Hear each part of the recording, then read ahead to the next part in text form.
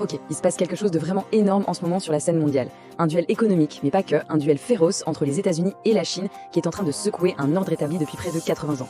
Et au cœur de cette bataille, il y a un symbole, le dollar. Alors, sa suprématie est-elle vraiment sur le point de s'effondrer? Et si la fin de ce vieil accord, les accords de Bretton Woods, sonnait en fait la fin du dollar?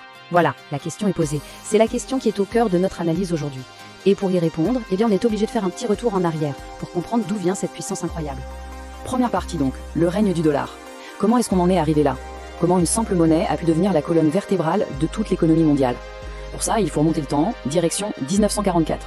Tout commence ici, on est en 1944. Le monde sort d'une guerre absolument dévastatrice. Les grands dirigeants se réunissent à Bretton Woods avec un objectif immense, reconstruire bien sûr, mais surtout créer un système monétaire international qui soit stable pour éviter de refaire les mêmes erreurs. Et là, c'est le point clé. Le truc qu'il faut absolument comprendre, c'est que ces accords font du dollar américain la monnaie de référence mondiale. Pour acheter des matières premières cruciales, et surtout le pétrole, le monde entier a maintenant besoin de dollars. C'est la naissance de ce qu'on appelle le système pétrodollar. Et ça, c'est la véritable clé de voûte de la puissance américaine. Et attention, ce pouvoir n'est pas juste un concept abstrait, pas du tout. Il est très concret. 300 milliards de dollars, c'est la somme juste colossale des réserves de la Russie qui ont été gelées par les Occidentaux après l'invasion de l'Ukraine.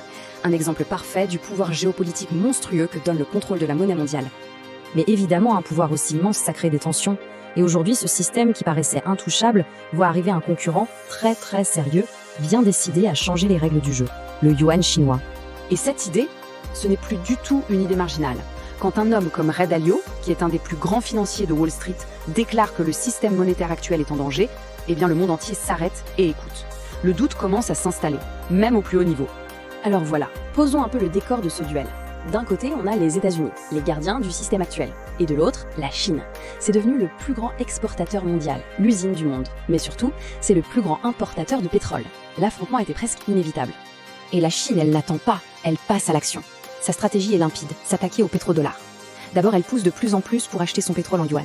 Ensuite, premier coup de tonnerre en 2022, un achat de pétrole à l'Arabie Saoudite qui est payé dans sa propre monnaie. Et enfin, l'offensive culmine avec un accord majeur signé avec tous les pays du Golfe. Il faut bien voir que chaque étape, c'est un coup direct porté à la stratégie de Washington. C'est une attaque frontale, en règle, contre ce pilier du pétrodollar. Un défi lancé au grand jour, à la face du monde et à l'hégémonie américaine. Mais attention, la Chine n'est pas toute seule dans cette offensive. Un groupe de pays très puissants est en train d'entrer dans la danse, prêt à faire pencher la balance. Les BRICS. C'est un bloc de nations émergentes qui, elles aussi, veulent un nouvel ordre mondial. Le Brésil, la Russie, l'Inde, la Chine, l'Afrique du Sud. Ce groupe de 5 pays, ça représente une part énorme de la population et de l'économie mondiale. Et le truc, c'est qu'ils ont tous l'air prêts à suivre la Chine dans sa volonté de contourner le dollar. Et la preuve la plus spectaculaire, elle nous vient de la Russie. Son ministère des Finances a annoncé, noir sur blanc, que désormais, ces opérations de change se feraient via le couple yuan-rouble. Le message est on ne peut plus clair. La Russie lâche le dollar pour se tourner vers le yuan. Bon, avec tout ça, on pourrait se dire que la messe est dite, que le dollar va s'effondrer. Mais en réalité, c'est beaucoup plus complexe que ça. On va voir pourquoi. D'un côté, les forces du changement sont là, elles sont puissantes. La Chine qui achète son pétrole en yuan, ses alliances stratégiques, le soutien des BRICS, c'est du lourd. Mais de l'autre, le statu quo a encore des défenses solides. La puissance économique de l'Occident, son poids énorme dans la consommation mondiale, et surtout, un système financier qui est encore complètement dominé par le dollar. Le yuan n'est pas encore un vrai concurrent.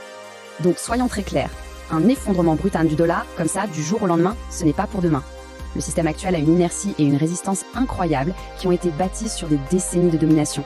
D'ailleurs, l'histoire récente nous le rappelle, l'arrivée de l'euro, qui était quand même une monnaie hyper puissante, n'a absolument pas affaibli le dollar. Au contraire même, c'est la preuve que pour détrôner le roi, il faut plus qu'un simple rival, même un rival très sérieux.